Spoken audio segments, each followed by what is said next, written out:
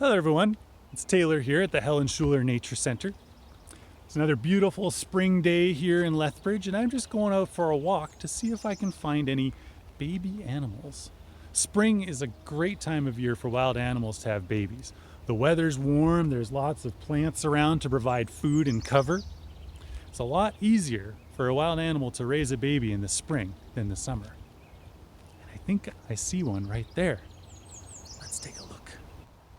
This is a baby deer.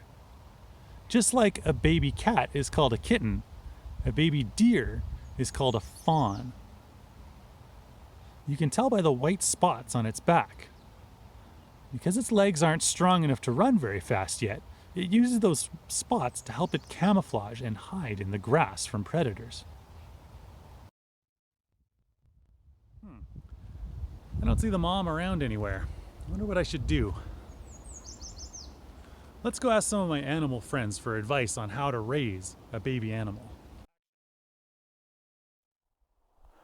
Oh, hello. Who are you? I'm a brown-headed cowbird, of course. Hey, listen, I just found a fawn back in the grass over there, but the mother's not around, so I'm not sure what to do. What do you do to raise your babies? Babies? Oh, yeah. I'm not really into raising my young. I like to lay my eggs in another bird's nest. You know, when they're not paying attention. And let them deal with it. Well, that's not very helpful. Hey, I'm a busy bird, all right? I don't have the time to stick in one place and take care of my chicks. I gotta go where the herd takes me.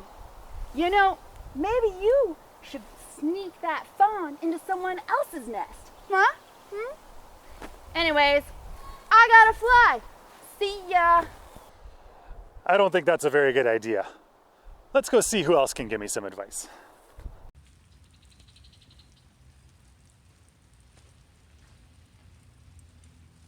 Well, hello there. Down here, I'm a giant water bug. Yeah, you sure are. Hey, listen, I found a fawn a ways back, and the mother's not around. What do you do to take care of your babies? Well, to make sure my eggs stay safe, my partner sticks them to my back, and I carry them around with me until they're ready to hatch. Maybe you could try carrying it on your back.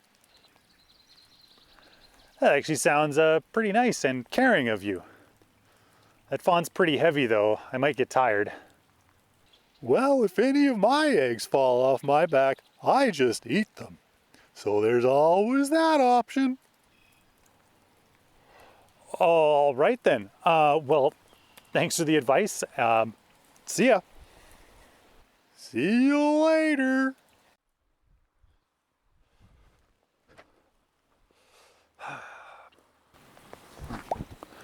Well, hello, Taylor. Hey, Princess Bunny. I found this fawn in the grass back there, and I just don't know what to do. The mother's not around. Well, when I was a young kit, that's what baby rabbits are called, kits, my mother, Queen Bunny, would cover me and my siblings in a layer of grass to keep us hidden when she was away. You know, I think that's the best advice I've gotten all day. Thanks, Princess Bunny. Wait, come back. I was going to invite you to my birthday party.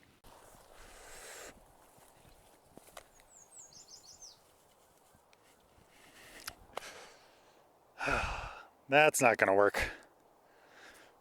I better take you with me. All right. Let's see what's on TV.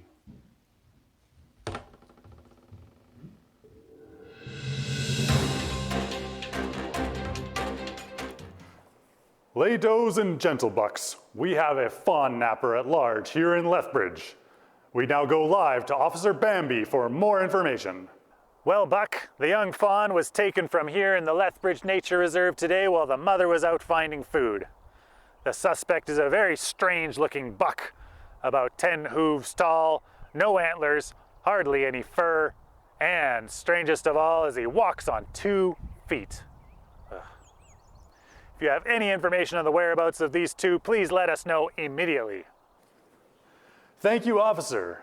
Everyone here at Deer News Network is hoping for a speedy return of the young fawn. In other news, is the grass really greener on the other side? Oh, Find out no. tonight at 10. Don't worry, everyone. I returned the fawn and they let me off with just a warning. Turns out deer often leave their fawns behind when they search for food, and it's actually safer for the fawn to stay in one spot because it can stay hidden.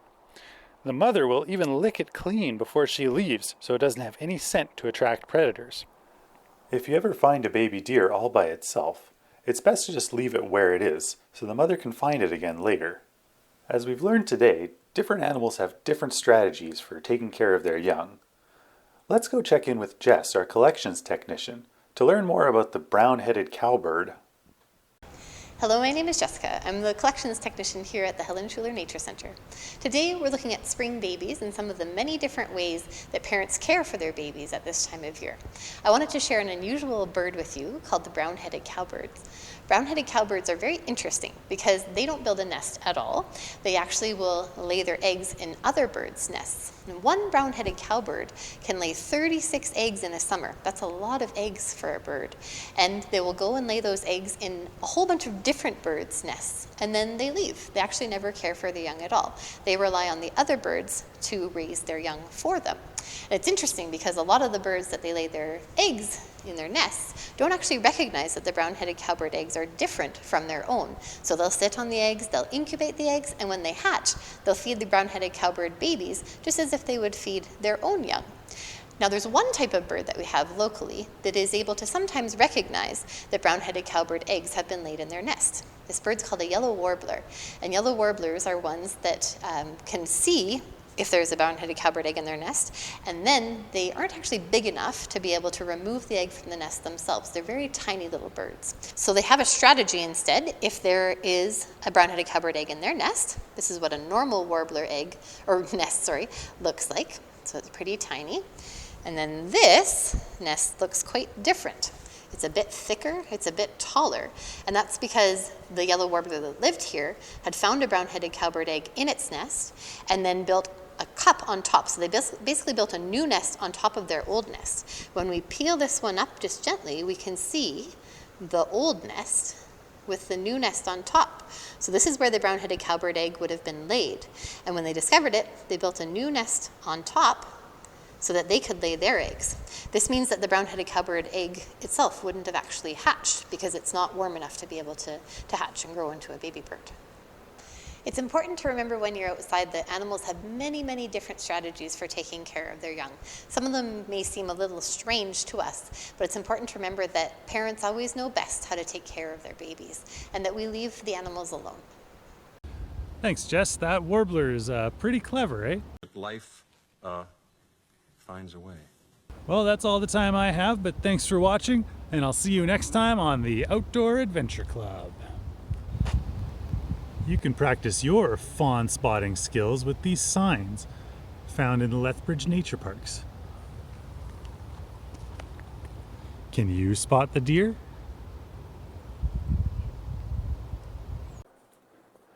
And remember, everybody, don't be a fawn napper. Ow now, brown cow. Unique New York. Unique New York.